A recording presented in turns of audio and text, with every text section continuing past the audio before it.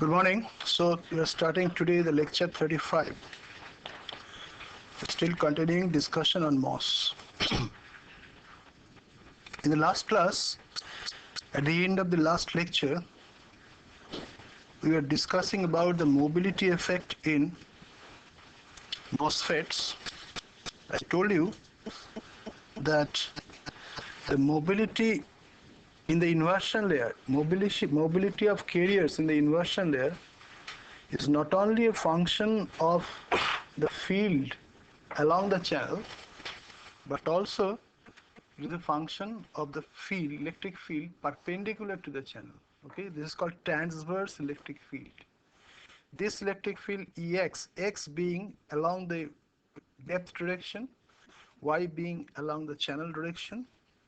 So Ex is the electric field normal to the channel, and you'll see that at a particular temperature, for example 35 degrees centigrade, 25 degrees centigrade room temperature usually, as the electric field in the transverse direction is increasing, you see that mobility is falling quite drastically. And of course, the rate of fall is reduced at higher temperature. At higher temperature, the rate of fall is reduced. However, at room temperature or lower temperature, this effect is very, very prominent. On the other hand, mobility also is a function of the field along the channel. That means the velocity is no longer proportional to the electric field for high electric fields. And that is reflected in this curve, where it is a plot of the actual carrier velocity, not the mobility, versus the electric field along the channel, along the movement of the electrons, okay, in the direction of movement of the electrons. You remember that initially it is proportional to, Vn is proportional to the electric field, and this proportionality constant is known as low field mobility. But thereafter, gradually the constant, the proportionality is not maintained. That means mobility gradually falls. And there is a bending of the curve towards saturation. Above around 10, 15, around say 20 to 30 kilovolt, the carriers tend to move in a saturated velocity. This is I drew very rapidly, is not the real curve, little bit, that is not exact curve. About above 20 kilovolt per centimeter field, the carriers tend to saturate, and the velocity is normally called saturation velocity. And you see that when the transverse electric field is 0, this is the curve for the usual silicon, or the bulk material. However, let me tell you that in the surface, the velocity is slightly, this is a curve straightforward taken from a little bit old reference, but in the surface, the mobility is further reduced due to some other effects called surface scattering and other things. Forget about it. Suppose the mobility is a bulk mobility, but then the effect of the transverse field reduces. You see the curve is gradually shifted downward as Ex is increased from 0 volt per centimeter to about, in this particular case, about 5 into 10 to the 5, that is 50 kilovolt per centimeter. Over that region, gradually this starts falling. So you know that, as I indicated in the last lecture, that when you model the current in a MOSFET, it is the mobility which is a very important parameter. And the mobility requires a very accurate modeling, further modeling, called physical modeling of mobility, to get an accurate value of current for given values of terminal voltages. Okay, and this is done to, various mobility models have been developed by physicists, and numerically, analytically.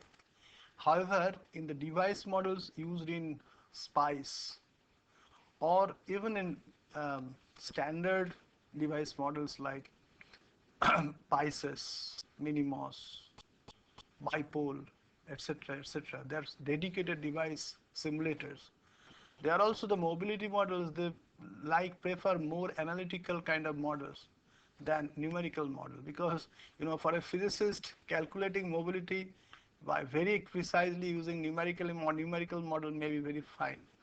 But when you apply in practice, if for mobility, if we consume so much time, you remember how much time it will take in device and ultimately how much time it will take in simulating a circuit. So these are all very important things to be kept in mind. And ultimately, as I told you, that the ID saturation may be approximately given by the WCI into Vg minus Vt into Vs. Vs is the saturation velocity. This is a function of transverse field. Please remember this. This saturation velocity now becomes a function of the transverse field in MOSFET, which is not the case in ordinary devices, say bulk devices like bipolar transistors.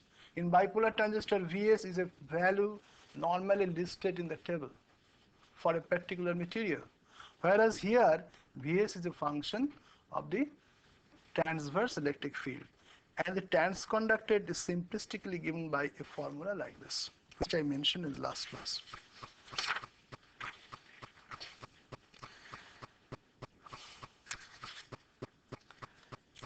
Let us discuss quickly about some temperature dependence.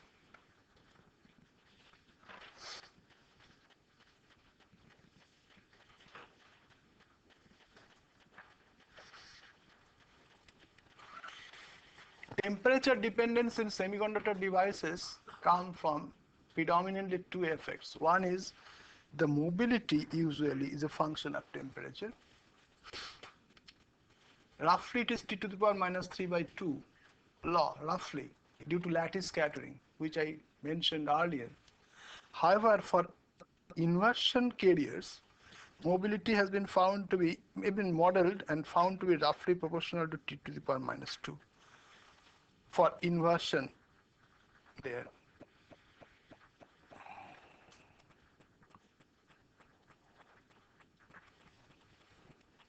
So mobility gradually falls with increasing temperature. Now another effect comes whenever we speak of mobility, speak of temperature dependence, which is, I think I have mentioned earlier, called carrier freezing. Carrier freezing or carrier freeze out. What is that? As you know, when you dope a semiconductor, say by N-type dopants, you know that we have energy levels near the conduction band. These are called donor levels. Usually this is called ionization energy for the donors. You can call it EI. This EI is usually of the order of KT by Q at room temperature. It varies from about 0.05 to about 0.02 electron volt, in that range. 0.05 electron volt in the highest side and around 0.02 electron volt. Of course, it gradually gets reduced to 0 for very high doping. But I'm telling you, in typical doping range, for which the semiconductor remains as non-degenerate, EI varies over the range of about, say, let me tell you typical values of EI, typically around 0.02 to 0.05 electron volt for typical doping conditions. And as a result, what happens? Because this energy is comparable or even less than the thermal energy at room temperature, because you know VTH, which is equal to KT by Q, is 0.026 electron volt at room temperature.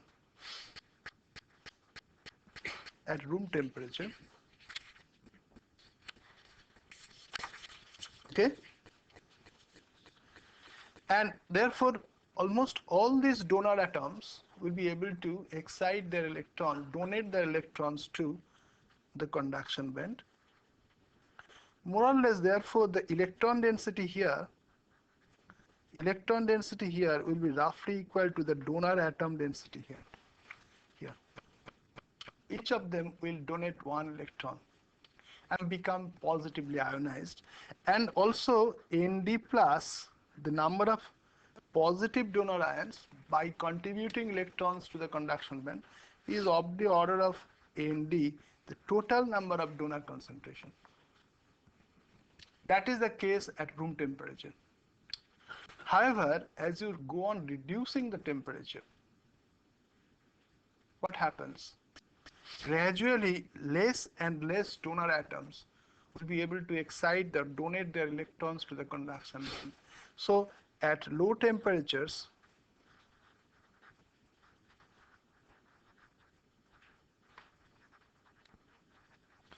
N will be gradually less than Nd. At very low temperatures, N will be very, very less than Nd.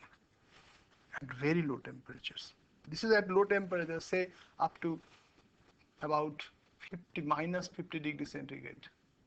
But as you go towards 77 degree Kelvin, around at say 77 degree Kelvin, the liquid nitrogen temperature, then N is extremely small compared to, this is what is known as carrier freeze out or carrier freezing. Carriers get frozen in the donor levels. They are not allowed to go into the conduction band to contribute to conduction. Okay? So you see there are two combined effects at low temperature. One is the mobility. Naturally, at reduced temperature, mobility should be reduced because of two reasons. One is that the lattice scattering is greatly reduced. Lattice vibrations is reduced, means lattice scattering is greatly reduced. Then second is the electron density is reduced, means the number of carriers reduced, means electron scattering. The scattering between themselves will also be reduced. In fact, at low temperature, the mobility becomes very high. Let me tell you. At a low temperature, mobility becomes very high. As you increase the temperature, mobility falls initially quickly and then relatively slowly. So T to the power minus 2 rule, that with gradual increase of temperature, mobility decreases. That rule is valid more or less around the room temperature. At very low temperature, in fact, mobility drastically increases. So please remember, these are the two things. One is mobility at lower temperature increases, higher temperature decreases. Carrier freeze out, due to the carrier freeze out about N, the available number of carriers in the conduction band, or P, the available number of holes in the valence band, they also get reduced. As a result, it is the product of the two is very important, isn't it? N into mu N or P into mu P, they are important things in semiconductor device, current equations. And therefore, who will win, that is very important. Whether mobility wins or N wins, that important. And therefore, at a certain temperature, there will be peak performance, and below that, performance will be reduced. And that's the usual case which is expected. As you reduce the temperature, the function, the property should improve, but at very low temperature, it should fall because of the carrier freeze-out effect. At very low temperature, even less than 77 degree Kelvin, something separate happens. And at very, very low temperature, as you go towards absolute zero, other effects such as superconductivity, transition, etc., they come in. So it is a totally different. We don't consider, by low temperature, normally for so far as device applications are concerned, we consider temperature up to 77 degree Kelvin, which is a liquid nitrogen temperature, can be created very easily today. That I have already told you. Now, Vt, if you see the Vt formula, which is equal to VFB plus 1 upon Ci root over 4 epsilon S QNA. I am not using the absolute sign. Please remember, this must be absolute phi plus twice phi.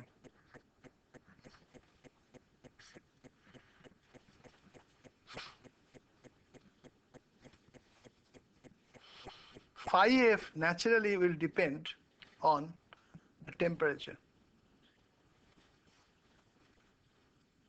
So dVt dt in a simple approximation can be written as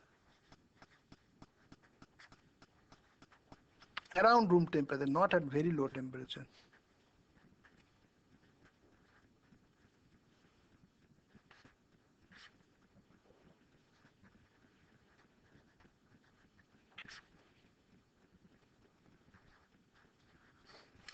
We have assumed that temperature range is such that Na is not much affected, but phi f is affected quite appreciably.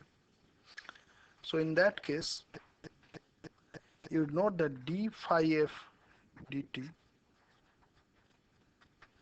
is due to the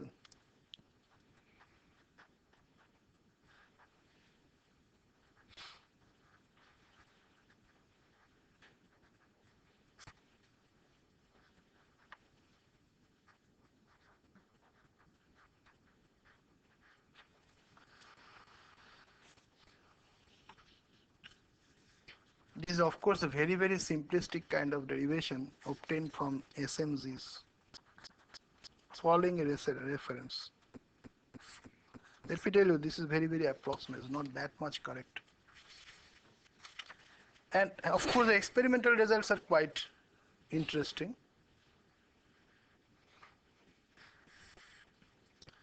Is a plot of delta Vt due to temperature,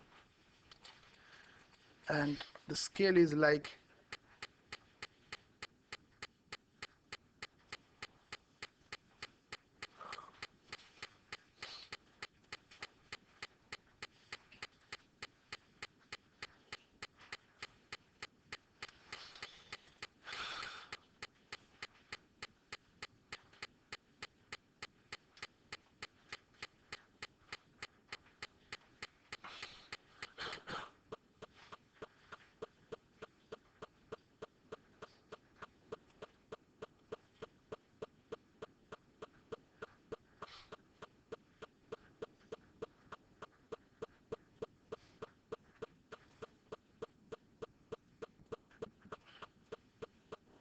the curves are something like this.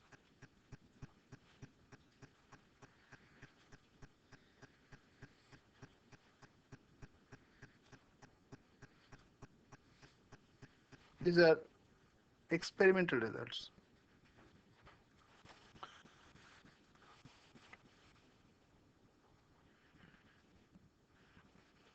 So as far as subthreshold conduction is concerned, subthreshold and above threshold,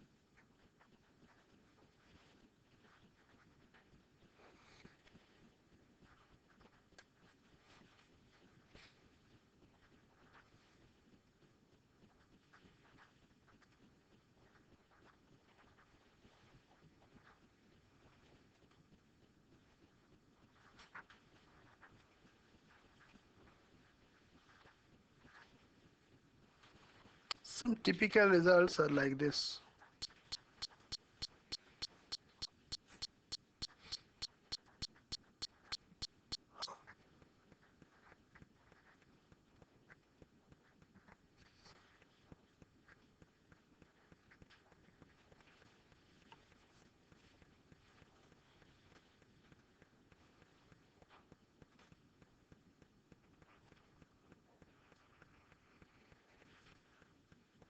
For a typical case, which similar thing I've discussed earlier,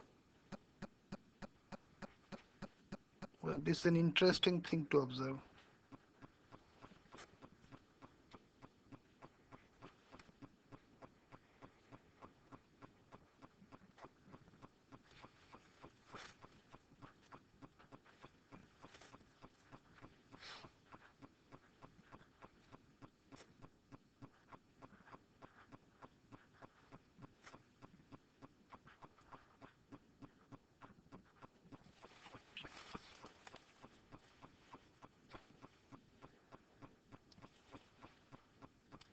You see that the subthreshold slope is improved quite a lot at reduced temperature. This is a plot, this is Vg, the gate voltage in volts.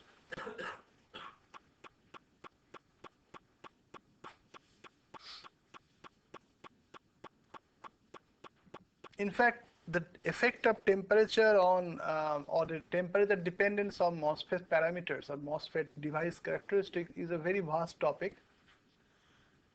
It is gradually becoming important today for certain applications. You know, one application is very reduced noise. At low temperature, noise is reduced drastically. So there are many applications where noise is of very much paramount importance.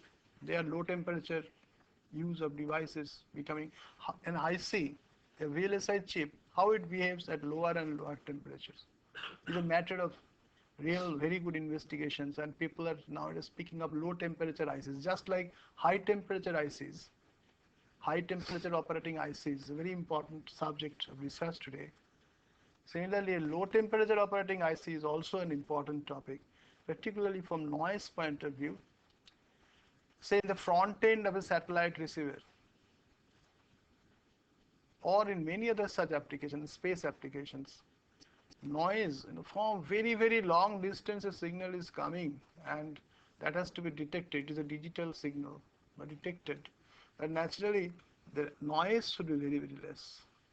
And their temperature plays a very important role. So operating devices and circuits at a very low temperature is gradually becoming more and more important for certain applications, not for all applications.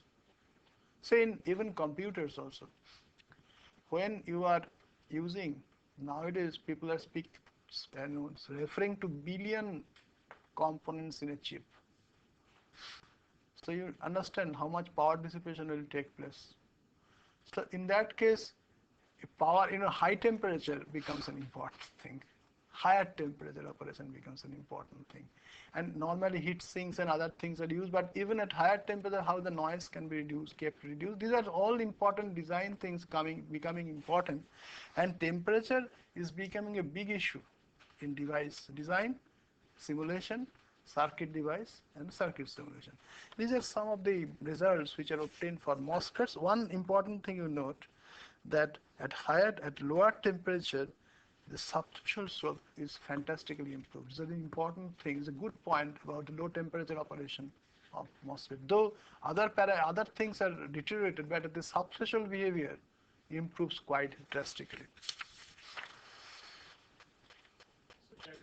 GM etc. is reduced. Let me tell you, GM, the transconductance is reduced, but the subthreshold slope is increased. Reduced. Reduced means subthreshold properties improved quite appreciably at low temperature. You are asking something? This is yeah, it's the same thing. You can call it I should call it volts, not electron volt.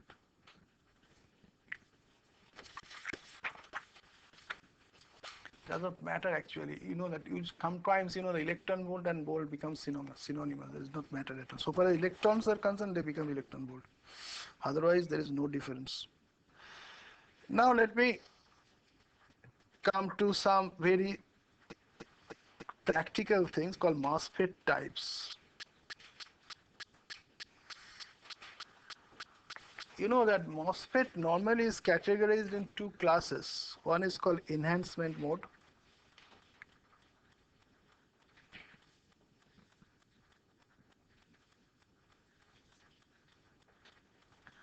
Normally defined as normally off. That means when Vg is equal to 0, Id is equal to 0. That is what the definition of enhancement mode MOSFET. Its symbol normally is like this.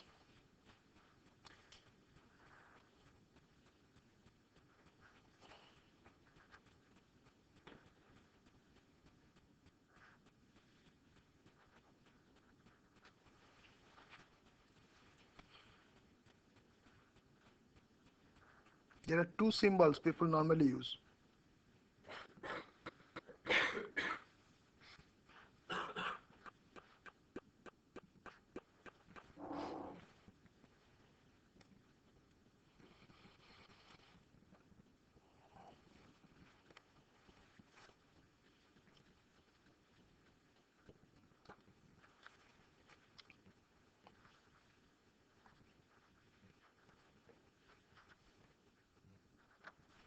This is for NMOS. And just make some changes. Here you put a circle.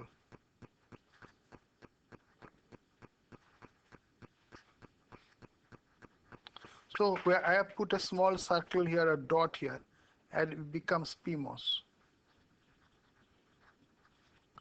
And the other way thing is like this. This symbol is no longer that popular because it takes time to draw it. And arrow etc. is a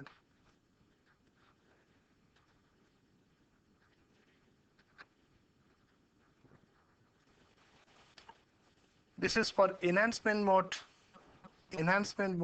NMOS, this is enhancement mode PMOS. Whereas the other class is called depletion mode.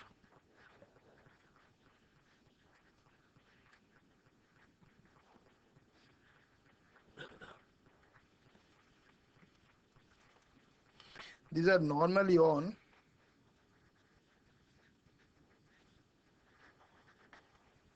That means when Vg is equal to 0, ID is non-zero. Current is flowing. And its symbol as what we do normally,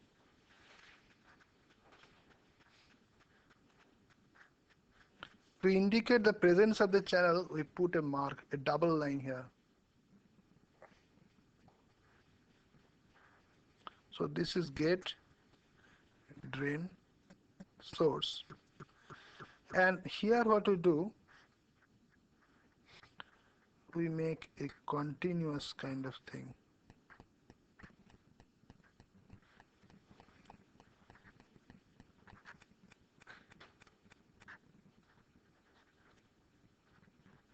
Substrate. As before, we put an arrow like this.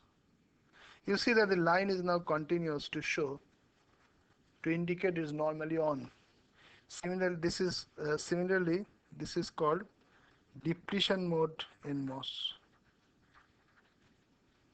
And for the other case,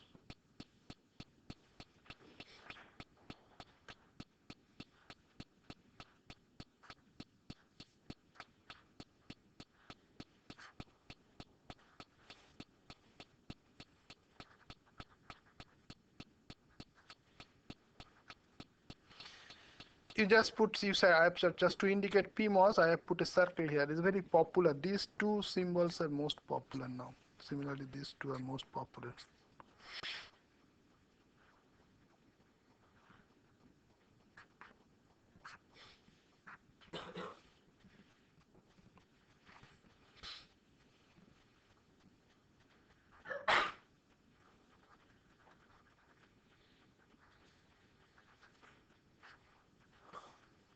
So the depletion mode, PMOS.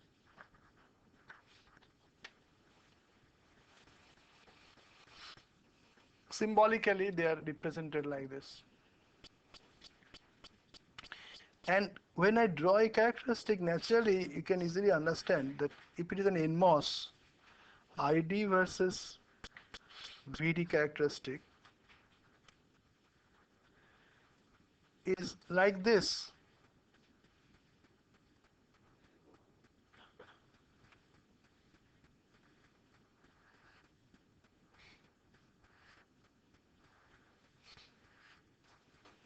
This is for Vg is equal to Vt,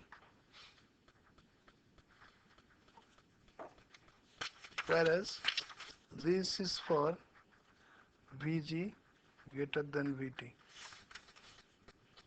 Whereas on the same plot, if I draw the depletion mode, maybe this curve is for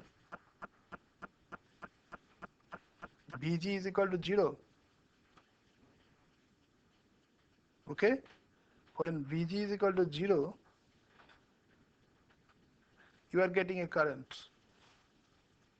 However, now you get finally a plot like this, almost coincident with the horizontal axis.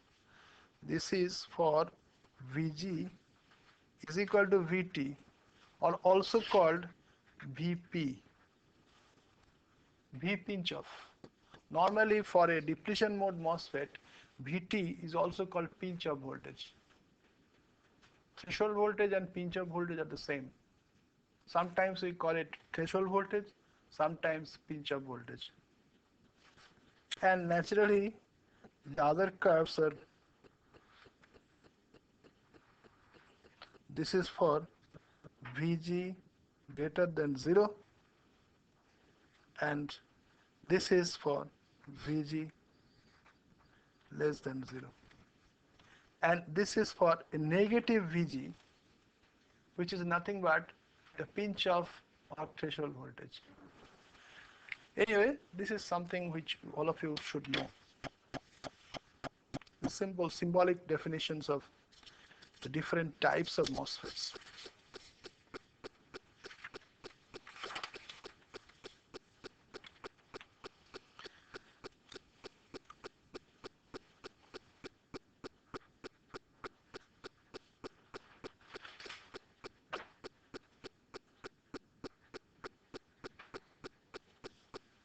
The equivalent circuit is whatever you know that is called small signal incremental equivalent circuit or AC equivalent circuit.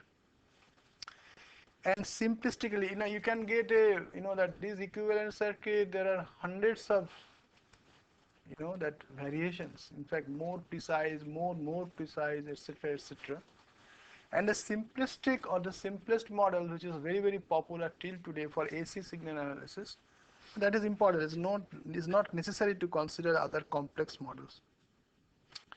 When you consider the MOSFET as a common source circuit, which is the most popular mode of operation of MOSFET, common source, naturally, as before, you have a line which represents source, and that is usually grounded. Input is applied to the gate. So you have a gate line. This is for the gate. Output is taken from the drain.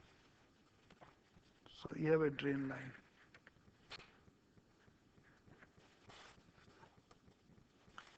Between the gate and the source substrate is usually shorted. Source substrate is usually shorted for the driver. Otherwise, it may be different also. But here I make short grounded means substrate is always ground in most cases. So it is otherwise, it depends. Here I have assumed that source and substrate is shorted, but not necessarily true always. Then between the gate and the source or the substrate, we have a capacitance and we have a resistance. And that resistance, which is of course very, very high, and we normally represent it by a conductance. I call it G in. G in. And between this and this, the major important thing is the capacitance. This is C in. You find that C in is nothing but CGS is nothing but W into L into C per unit area. C means the MOS capacitance per unit area. Gate capacitance, I call it simple CGS. This is the total CGS, I call it CGS dashed. CGS dashed is the MOS capacitance per unit area, or you can call it the small CGS. And G in is the reciprocal of the resistance, leakage resistance, and it is practically 0. For MOS circuit, I can assume that G in is equal to 0.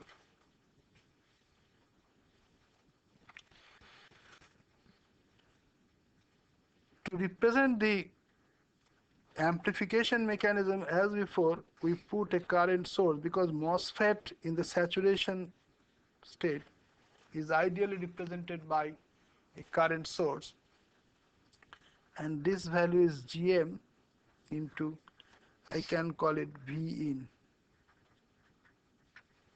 V in. And there is a resistance, and this I call G out. conductance. Corresponding conductance value is G out. And between the drain and substrate, naturally there is a reverse bias junction, and there is a small capacitance, C out. C out is CDS, a small quantity.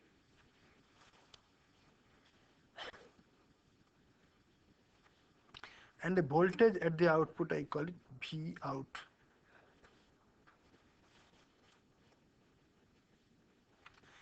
Between this and this, there is a very important capacitance, which I call CFB here. But please remember, CFB, FB stands for feedback, is nothing but CGD, between gate and drain. That arises from the overlap of gate over drain. I told you this is a very detrimental factor. The overlap capacitance should be reduced. Why reduced? Because this capacitance is reflected to the into the input, magnified by the gain due to the Miller effect, and that reduces the lifetime. That increases the lifetime and hence reduces the operating frequency.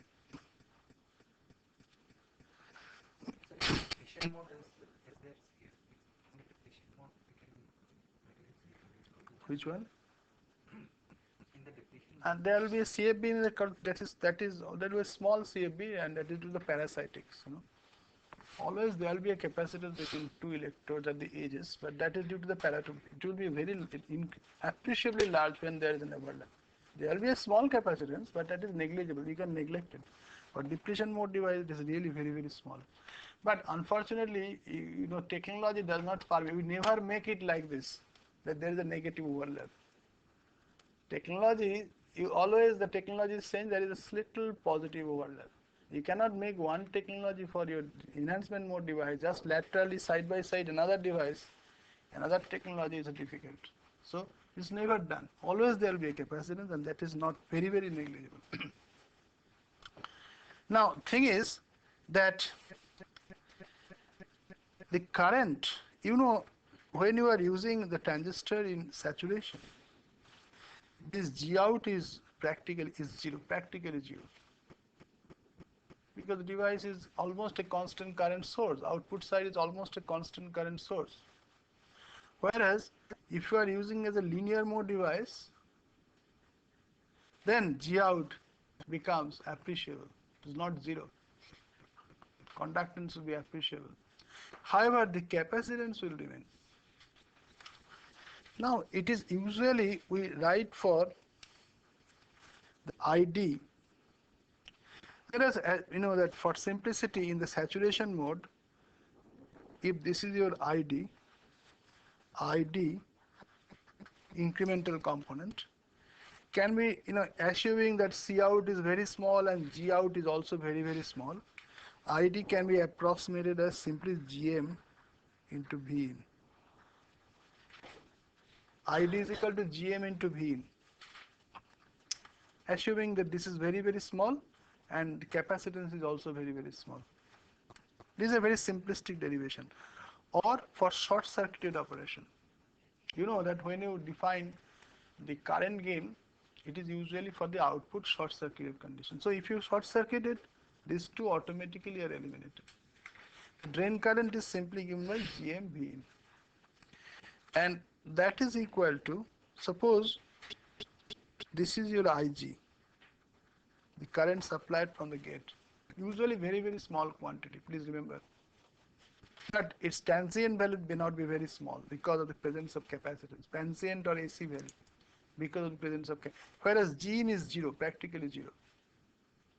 So this GM V in, and V in therefore is simply equal to your,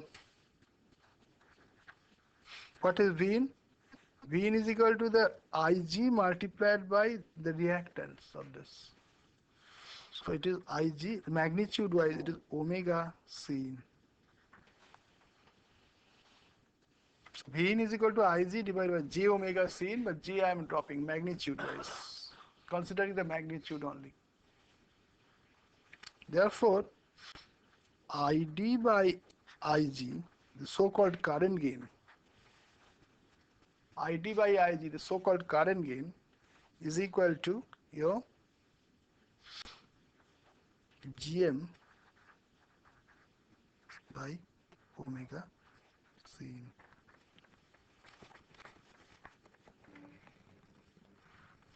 We define a frequency called omega m, or maximum usable frequency.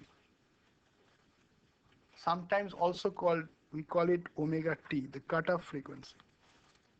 Just like bipolar transistor.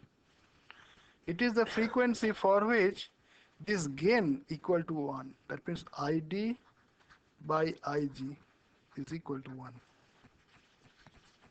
So omega m is the frequency for which this so-called drain current to gate current ratio is unity.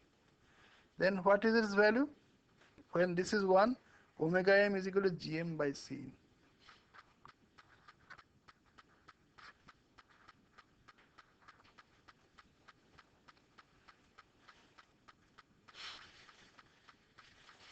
And we get similarly FM, or the maximum usable frequency. This is angular frequency in radians per hertz, radians per second.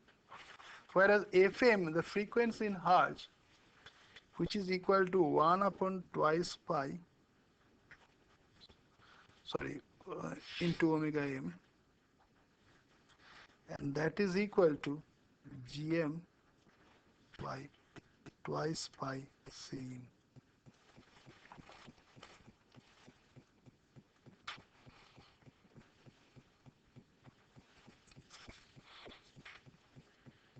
It is a very important term, just like that your threshold voltage Vt and subthreshold slope S, this Fm or Ft, this is also called Ft,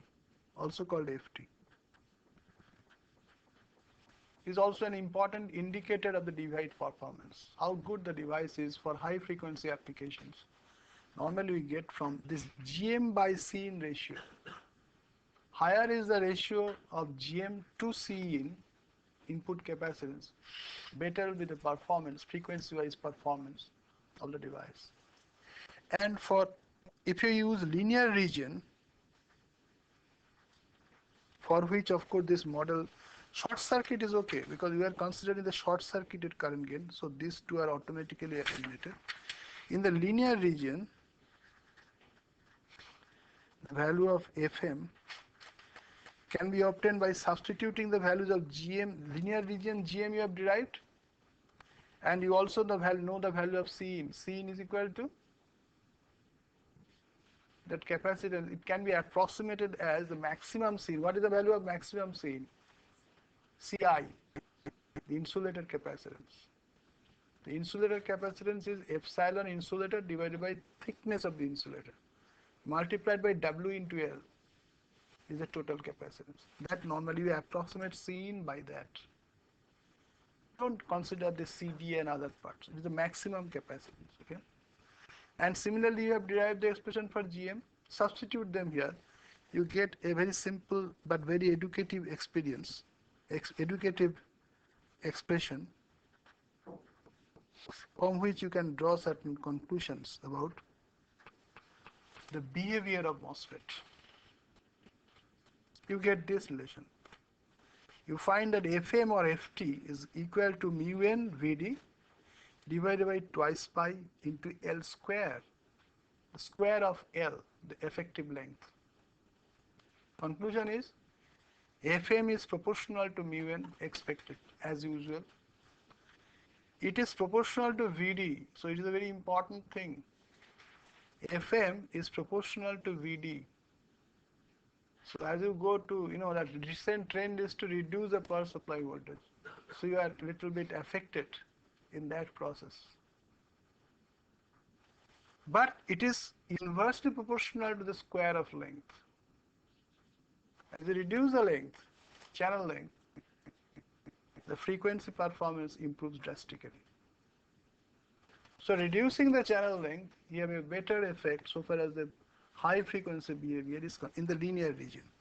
And in saturation region, there are more complicated formula, but we shall consider a very simple case that Fm can be represented as Vs divided by twice pi L. It is nothing but the L by Vs is the transit time through the channel, assuming the carriers are moving in saturation velocity, because the field, for short channel it is more or less okay, though for long channel it is not that correct. So it is the reciprocal of omega m is the reciprocal of the tau, which is L by Vs.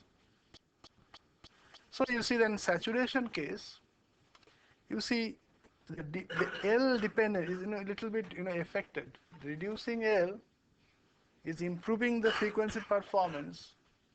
That is truer, that is more valid for linear region operation than for saturation region operation.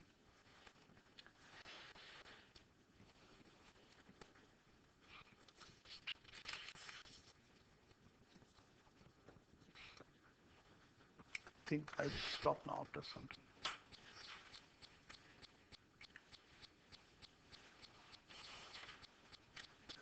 Okay.